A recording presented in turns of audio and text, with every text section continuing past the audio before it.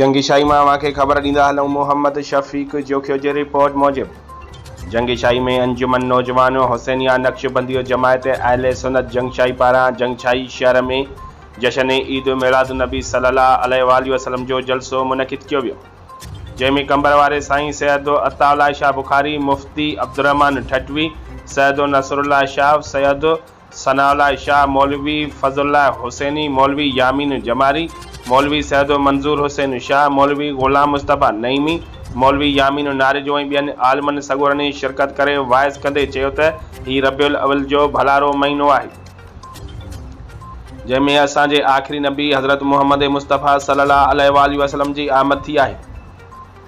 असांखे हिकु अल्लाह ऐं उन जे रसूल सल्लल्लाहु अलैहि वसल्लम जी दसियल वाट ते हली 5 वक़्त निमाज़ अदा करे ग़रीब मिसकीन बेपहुचो माण्हुनि जी मदद करणु घुरिजे, जंहिंमें हिकु अल्लाह ऐं उन जो रसूल सल्लल्लाहु अलैहि वसल्लम ख़ुशि थियनि था।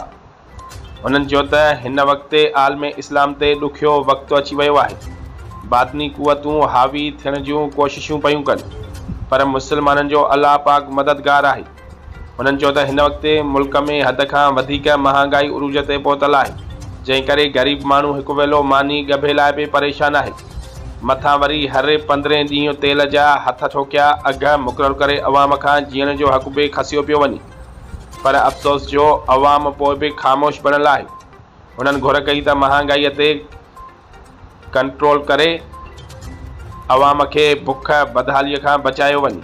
आख़िर में मुल्क में अमन सलामती ऐं ख़ुशहालीअ लाइ ख़ुसूसी दुआऊं घुरियूं वयूं। उन मौक़े ते सिक्योरिटी जा इंतज़ाम इंतिहाई सख़्तु कया विया हुआ। आख़िर में लंगर आम ऐं मौसम बहार थी वई, ज़बरदस्त बरसाति पई, मौसम ख़ुशगवार थी वई।